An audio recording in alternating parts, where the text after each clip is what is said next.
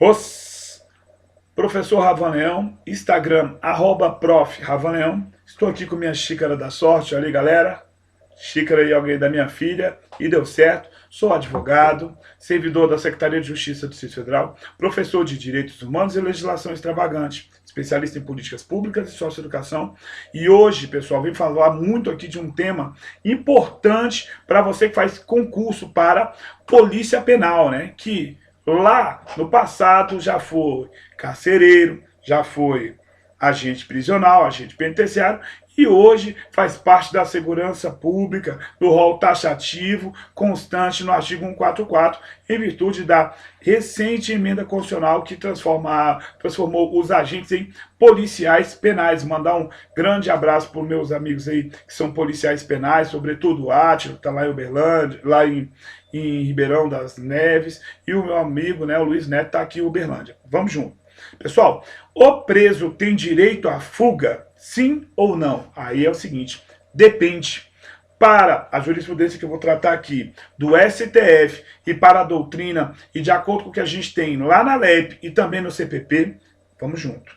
Olha só, ao se tratar de uma fuga em virtude de uma prisão ilegal, para o ministro Marco Aurélio de Mello, em se tratando de um caso emblemático, de uma situação de um banqueiro chamado Salvatore Cassioli, tá? Lá, salvo engano, em 2007 ele deu uma decisão quanto a isso, e também no HC 84851 lá na Bahia. Ele também, o ministro Marco Aurélio de Mello, ele disse isso: se a prisão é ilegal, é um direito de liberdade do cidadão, que é um direito fundamental e um direito natural à liberdade. Tranquilo? E parte da doutrina segue isso e também é pertinente de acordo com toda a normativa que temos. Legal? Agora, em se tratando de uma prisão legal, neste caso aqui, não surge o direito à fuga. Por quê? Lá no HC 129936, salvo engano, no ano de 2016, o presidente do STF, né, o atual presidente do STF, o ministro Dias Toffoli, ele afirma o seguinte: eu não posso, ao mesmo tempo, ter o direito à fuga quando a prisão é legal, sendo que eu tenho uma obrigatoriedade de estar preso. Seria algo mais ou menos na linha do raciocínio lógico. Como eu posso dizer o seguinte: todo preso perdeu a liberdade. Então, desse lado, para ser na tabela verdade, nenhum preso terá direito à fuga, porque o direito à fuga é o direito à liberdade, correto? Então seria complicado, porque o que eu preciso de uma tabela verdade para ser verdadeiro é o seguinte: ó, todo preso não tem direito à fuga e nenhum preso tem direito à fuga. Aí eu teria uma assertiva aqui verdadeira.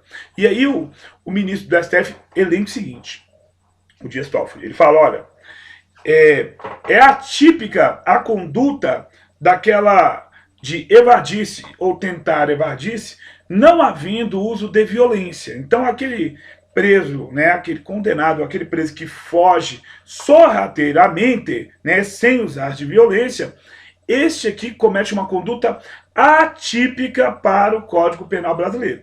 Se ele cometer um ato com violência, esse ato de fuga, tentado ou consumado lá, evadir-se, ou tentar evadir-se, aqui inclusive é um crime de empreendimento, porque o crime consumado e a tentativa desse crime são punidas com a mesma pena, sem a redução. Segundo Kleber Masson, aqui nós temos a teoria subjetiva da tentativa, porque a teoria objetiva da tentativa é aquela lá do artigo 14, inciso 2 do Código Penal, onde eu vou punir a tentativa, o crime tentado, com a pena do consumado, com uma redução.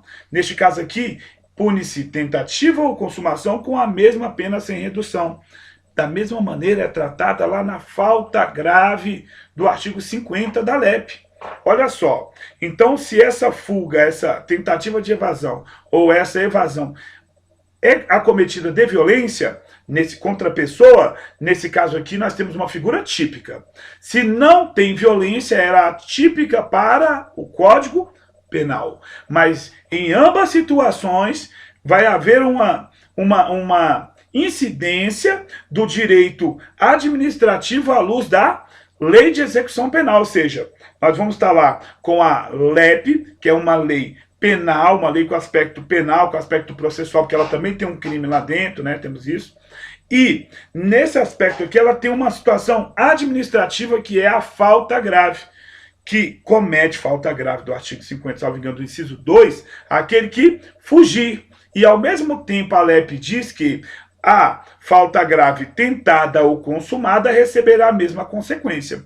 Então não poderia o preso que foge sorrateiramente, sem violência e grave ameaça, ter o direito à fuga, sendo que eu tenho o dever de aceitar a sanção e, se haja a fuga tentada ou consumada, comete falta grave, que tem consequências. Consequências como isolamento, não pode passar, por exemplo, as sanções de 30 dias lá pela LEP, o isolamento preventivo de 30 dias e, a depender do caso, por decisão do juiz, inclusão no regime diferenciado, no regime disciplinar diferenciado, o RDD.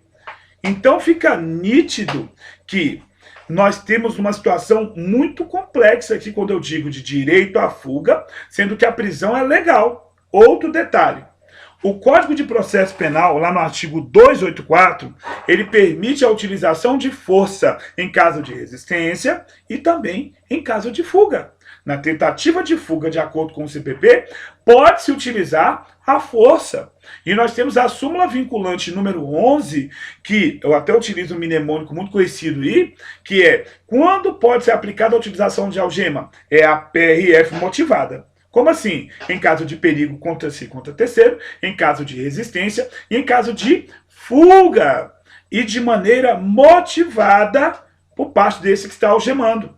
Olha só o quanto de elementos e dispositivos jurídicos nós temos a respeito da questão da fuga, mesmo não sendo crime no Código Penal, quando ela é uma fuga sem violência, uma tentativa ou fuga consumada sem violência, ela é atípica, ok? Porque se houver violência, vai ser encaixada lá no artigo 352 do Código Penal, com pena de reclusão de 1 a 4 anos. Mas não sendo com violência, é atípica para o mundo penal, para o viés criminal, mas para o âmbito da LEP, na incidência daquelas regras e da disciplina, utilizando a falta grave e suas consequências, nós temos responsabilização. Então, assim o ministro do STF, o Dias Toffoli, disse: não há falar em direito à fuga quando a prisão é legal. De outra sorte, fica o seguinte: a prisão sendo ilegal, gera o direito à fuga. Porque se a prisão é ilegal, né, e nós temos um direito fundamental de liberdade, um direito natural dessa liberdade, tranquilo, eu posso fugir. Prisão ilegal. Na prisão legal, mesmo tendo esse desejo nato, esse impulso nato de desejar a fuga, ela não é um direito. Porque a palavra direito, para o jurisfilósofo Miguel Reale, né, um mestre do direito no seu livro Lições Preliminares do Direito, diz que a palavra direito significa directum, reto, aquele que está reto, que não é torto. Então eu não posso ao mesmo tempo ser reto, né, ter direito de liberdade, e ser torto, ter direito à fuga quando eu estou preso. Se a prisão é legal, não há falar em direito de fuga. Se a prisão é ilegal, aí estamos diante do direito de fuga. E assim ficamos, e vamos seguindo aí, né, pessoal? Vamos seguindo aí os nossos vídeos, me acompanhe no Instagram, @profravanel. Vai dar certo para todos nós.